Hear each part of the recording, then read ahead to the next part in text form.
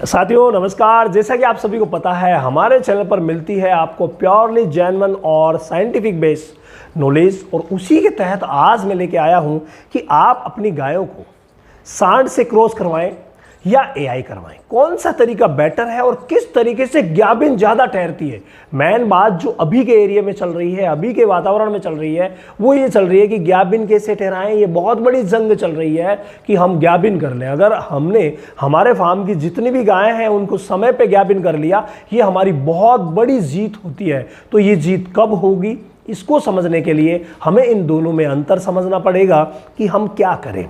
देखिए, अगर हम सांड के सीमन की बात करें तो एक जो इजैकुलेशन होता है, एक बार जब वो माउंट करता है या क्रॉस करता है, तो उस समय आपको पता है बहुत अच्छी संख्या में, मतलब अगर हम देखें तो लगभग 200 से 300 करोड़ और इससे कई बार ज़्यादा भी स्पर्म निकलते हैं। ये स्पर्म जो क्वांटिटी होती है ये बहुत ही शानदार होती है सांड में। ये क्वांटिटी आपको एआई में नहीं मिलेगी।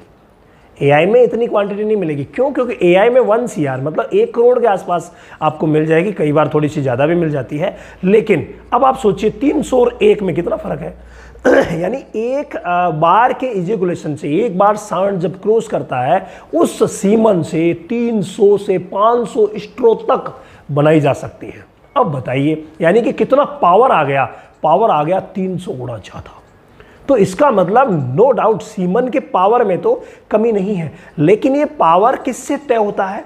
ये तय होता है कि जो स्पर्म निकले हैं ना भाई, सीमन में स्पर्म होते हैं, तो जो स्पर्म निकले हैं उनकी क्वालिटी क्या है, उनकी गतिशीलता। यहाँ पर मोटिलिटी देखी जाती है, यानी गतिशीलता, वो कितना तेज भाग रहे हैं, कितना जल्दी वो यूट्रस में जा करके, और यूट्रस का जो हॉर्न होता है, हॉर्न को क्रॉस करेंगे और फैलोपियन ट्यूब में जा करके और अंडे को क्रॉस करेंगे। ये डिपेंड करता है कि उसमें गतिशीलता कितनी है।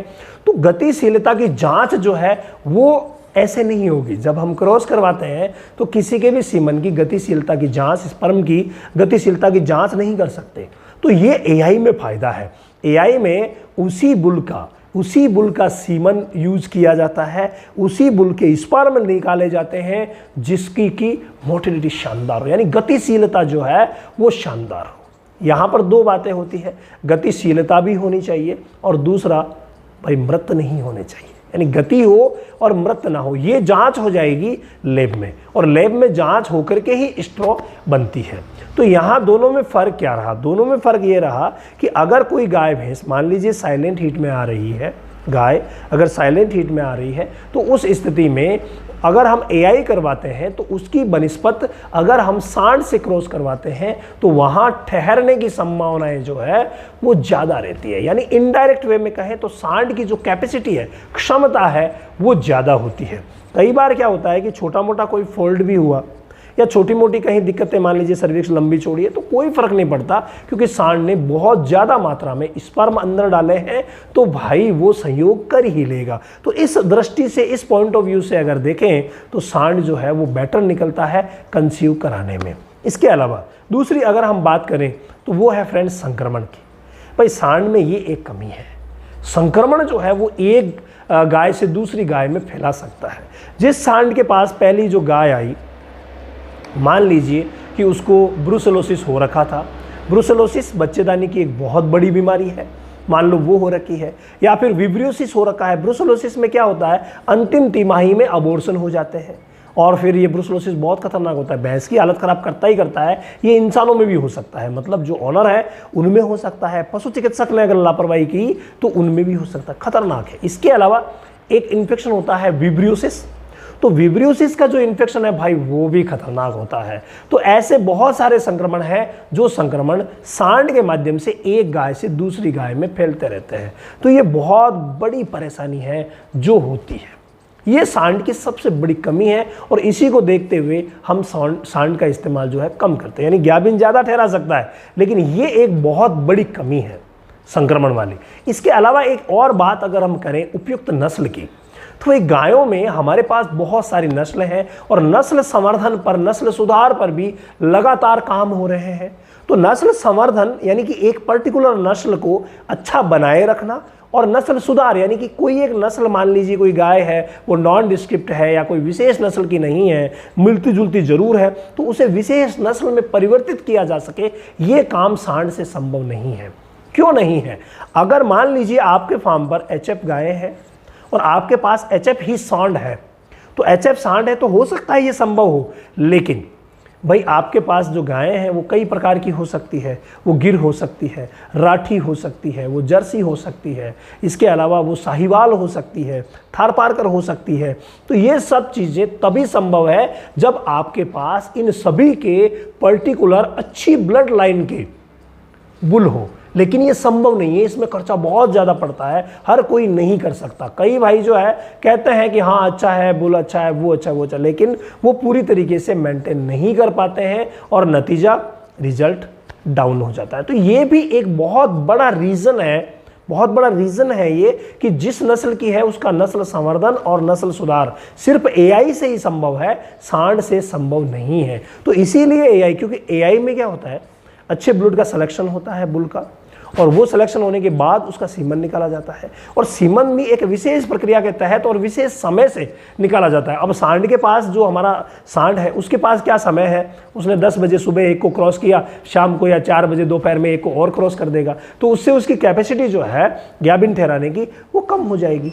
जबकि यहाँ क्या होता है, सीमन वाले केस में क्या होता है, एआई में कोई दिक्कत नहीं है, एआई में पूरी तरीके से जांच होती है, और प्लस जो सीमन निकाला जाता है निश्चित समय अंतराल के बाद निकाला जाता है कि इस बुल का 7 दिन से लेना है, इसका 4 दिन से लेना है, तो जो समय तय होता है उसी से निकाला जाता है। तो भाई ऐसा तो है नहीं, सांड जो होता है वो दिन में खइयों को क्रॉस कर देता है, जो कि बिल्कुल गलत है, इससे फिर उसकी कैपेसिटी कम हो जाती है। ये भी एक बहुत बड़ी कमी है। इसके अलावा एक कमी है फ्रेंड, इनब्रीडिंग की। जी हाँ, एक फार्म पर अगर एक ही सांड मान लीजिए काफ़ी समय तक रखा गया, 3 से 4 साल तक रखा गया, तो वो नुकसानदायक भी होता है। कैसे?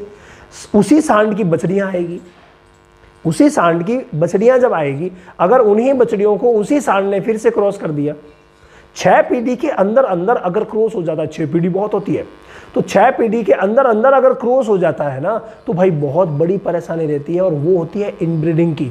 इनब्रीडिंग की वजह से जो बछड़ियाँ पैदा होगी उनमें बहुत कम कैपेसिटी होगी कंसीव होने की, दूध की, बीमारियों से लड़ने की। तो इसीलिए इनब्रीडिंग नुकसानदायक है। अगर आप कहेंगे तो कभी इनब्रीडिंग, क्रॉस ब्रीडिंग, आउटब्रीडिंग ये क्या है, इन पर डिटेल से वीडियो लेके आऊँगा, क्योंकि ये सब हमारा जो चैनल चलता है ना, वो आप लोगों की डिमांड पे चलता है कि आप किस विषय पर कमेंट कर रहे हैं। कई कहते हैं कमेंट पढ़ते नहीं, भाई कमेंट के आधार पर ही पूरा काम चलता है। तो किस विषय पर आप कमेंट कर रहे हैं, उसी विषय पर हम वीडियोस लेके आते हैं। और अब तो हमने आप लोगों के लिए एक बहुत ही शानदार शुरू कर दिया है, जो कि लगभग फ्री आप लोगों के लिए रहेगा, और वो है ऑनलाइन सेशन डेयरी का। डेयरी फार्मिंग की A to Z ट्रेनिंग शुरू कर दी है, पूरी A to Z, जिसमें कुछ भी बाकी नहीं रहेगा। तो आप अगर जानकारी चाहते हैं तो व्हाट्सएप नंबर दिए गए हैं, इन पर व्हाट्सएप करके और जानकारी ले सकते हैं। वहाँ सिर्फ नेट खर्च ही आपको देना पड़ेगा और कुछ नहीं, तो वहाँ इतने में आपका बहुत अच्छा काम हो जाएगा। इसके अलावा एक रीज़न और भी है कि मान लीजिए कि आपको कोई पसंदीदा बुल, आपका पसंदीदा बुल है, हालांकि पसंदीदा बुल के चक्कर में कई जो है वो धोखाधड़ी बहुत ज़्यादा कर रहे हैं, लेकिन हम धोखाधड़ी को एक तरफ रखते हैं और ये मानते हैं कि जेन्युइन तरीके से आपको किसी पसंदीदा बुल की आपको स्ट्रो चाहिए, यानी आप चाहते हैं कि मेरा यार इस बुल का ही बच्ची मेरे यहाँ आए। तो उसके लिए क्या संभव है? इसके लिए आप पसंदीदा बुल नहीं ला सकते, इसके लिए आपको एआई करवानी पड़ेगी। तो यही एक बहुत बड़ी कमी है। इसके अलावा अगर कोई मान लीजिए विकलांग गाय है, जो कि हैंडीकैप जिसे कह सकते हैं, कुछ ना कुछ जिसको प्रॉब्लम है, शारीरिक रूप से विकसित है, तो उसको भी हम क्रॉस करवा सकते हैं। किससे? एआई से करवा सकते हैं। क्रॉस करवाना उसके लिए संभव नहीं है। इसके अलावा बात अगर हम करें खर्च की, तो भाई अगर एक सांड रखेंगे तो बहुत ज़्यादा खर्च पड़ेगा, जबकि एक स्ट्रो जो है वो बहुत ही कम खर्च में और LN2 उसमें डाली जा सकती है। ये एआई वर्कर का काम होता है। कई बार क्या होता है कि डेयरी फार्मर खुद गलतियां कर देते हैं। जब तक आप A to Z ट्रेनिंग जो मैंने अभी कहा या 100% आप नहीं सीख लेते, तब तक आप कभी भी अपने फार्म पर एआई मत कीजिएगा। ये बहुत बड़ा नुकसान होता है और कईयों को मैंने देखा है बर्बाद होते हुए। तो कुशल और ट्रेंड जो व्यक्ति है उसी से आप एआई करवाएंगे, ताकि खर्च जो है वो आपका कम पड़ेगा। बाकी बुल में तो भाई खर्च जो होता है वो बहुत ही ज़्यादा होता है। अब कई जगह क्या होता है, कई ब्रीड ऐसी है जहाँ बुल का रोल ज़्यादा है। जैसे अगर फॉरेन ब्रीड है तो भाई वहाँ तो हमें सीमन स्ट्रो ही यूज़ करनी पड़ती है। लेकिन देसी ब्रीड ऐसी है जैसे गिर हो गया, साहिवाल हो गया, राठी हो गया, थारपारकर हो गया, ऐसी अगर आपके पास बहुत सारी गायें हैं तो वहाँ पर बुल जो है वो सबसे बेस्ट रहता है। क्यों? क्योंकि बुल आप 2 साल से चेंज करते रहिए, 2-3 साल से आप चेंज करते रहिए, या एक एक गाय का रिकॉर्ड रखिए। रिकॉर्ड कीपिंग आपको पता है बहुत ज़्यादा ज़रूरी है। तो एक एक गाय का रिकॉर्ड रखिए और रिकॉर्ड के हिसाब से ही उनको अलग अलग बुल से क्रॉस करवाते रहिए। ये भी तरीका बहुत शानदार है।